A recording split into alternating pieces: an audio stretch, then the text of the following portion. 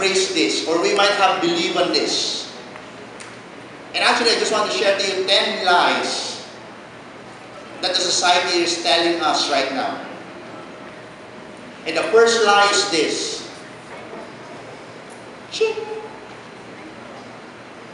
Loss is no big deal. Diba? Ano ba ibig sabihin natin ng loss? Ibig sabihin ng loss is something that you, parang kung isa, di ba, parang most of the young people now, they have this feeling na parang, I want it now. Gusto ko ngayon na.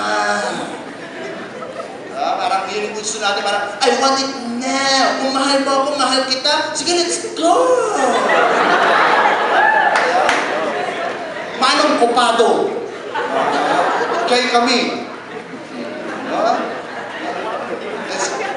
Sometimes, diba, parang the society will tell us that loss is no big deal. Okay? Everybody lost after somebody. Diba? Sino ba sa atin ang hindi nagna-loss for somebody? Hindi nagnanasa. Ang pagnanasa ay, it's not a big deal. It's okay. And the second lie is this. A little compromise, it won't hurt. Just a little compromise, it will not hurt. Kuya, may girlfriend ako. Okay. Nag-holding hands kami. Okay. Kuya, hindi nag-stop doon. Nag-kiss ko siya rito, oh. Kasi naglalakad kami, nag-holding hands kami, tapos pagtingin ko sa kanyang ganun, natapilok ako.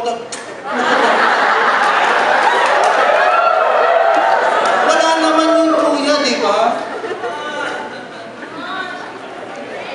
The following day, sabi niya, ay kuya, nahalikan ko siya sa lips. Kasi nung sabi niya sa akin, kamusta ka na? Bigla ako napaganon. Sabi niya, kamusta ka na? Nandiyan siya. Napaganon ako. Hindi ko sinasadya. O kaya, dalawa kami sa sinihan, magkasama kami. Nag-holding hands kami. Masama ba mag-holding hands sa sinihan? Parehas lang naman kaming lalaki.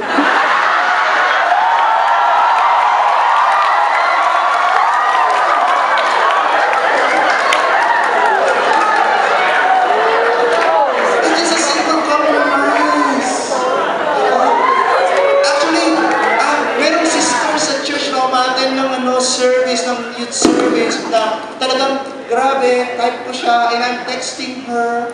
Actually, tinetext ko siya ng scriptures.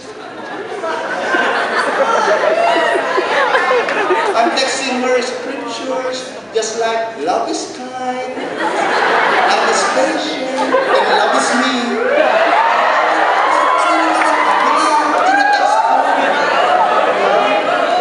Will a little compromise hurt me? Hindi naman siguro. Kuya, actually, dealer ako ng Avon. Lalaki ako pero dealer ako ng Avon.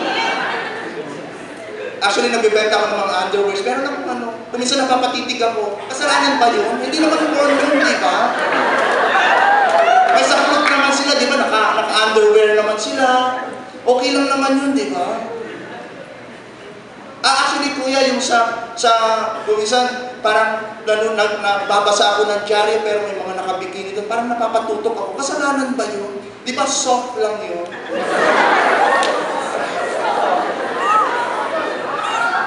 Or even the word will also say, sabi nila, actually, hindi pa naman namin ginawa yung real thing eh. Nandun pa lang kami sa neckings, sa pettings, naglagay lang ako ng kiss mark. Hindi pa naman yung total action. Wala pa naman doon, kuya. Will it hurt? It will not hurt. A little bit compromise will not hurt. God will not care. And the third lie is this. Alright? Taking radical action against sin is not necessary. Okay lang, kung may sin, okay? Kung merong simple thing na ginawa, okay lang yun. You don't need to be radical. You don't need to be radical in fighting for your purity and holiness. Okay lang yun. Okay? Kasi kung minsan, di ba, kapag kukontra ka sa agos, parang kung minsan, di ba, parang, kaya nga kung minsan yung mga cellphones, yung cellphone ninyo, di ba, parang kung minsan mga wallpaper na, pero mga nakapost, di ba, sa mga babae, kung minsan si Piolo Pascual, yeah. O kaya si Sam Melody, o kaya si Dingdong Dantes. Diba? Nakapantalon naman siya kuya eh. Pinapakita niya lang yung biceps niya. You don't need to be radical. Okay, with regards to that thing, hindi ko kailangan maging kakaiba. Okay lang yung sunod sa agos lang ako. Eh lahat naman kami dun sa barkada namin, ginagawa naman nila yan eh. Okay lang yun. I can do that kasi kung minsan kapag you're too radical, parang kakaiba yung tingin sa'yo eh. If you're going against the flow, parang kung minsan kakaiba yung tingin sa'yo. And don't go against the flow. Don't be too radical. And the next lie is this. It's my body and I can do what I want with it. Katawan ko ito, pakialam nyo. Diba? Kung itong gusto kong katawan ito, ang gagawin ko para gano'n, o sige, pakialaman yung sarili niyo, wag ako. Diba? It's my body. And that's what the media is telling us. And that's what the society is telling us right now. Your body, sarili mo yan. Okay? You can just do anything you want with it. You can abuse your body if you want. You can abuse your sexuality if you want. Kasi ikaw yan. Sa'yo yan. You can do your own thing. Okay? Nakita na ninyo kung ano yung mga lies? And the sixth lie is this. I can't control my sex drive. Kasi kuya, lalaki ako eh. Alam mo naman, yung build up ko, talagang grabe talaga yung mga, kapag bigla na talagang nag-flow yung hormones ko. Pag nag-flow yung hormones ko, talagang grabe talaga. Parang I cannot control myself anymore. Talagang kapag nakita ko, talagang kapag nakasama ko yung girl, talagang kapag nakita ko, maganda, tapos talagang tumitig siya sa akin, tapos tumitig din ako sa kanya. Tapos bigla siyang napapouty lips.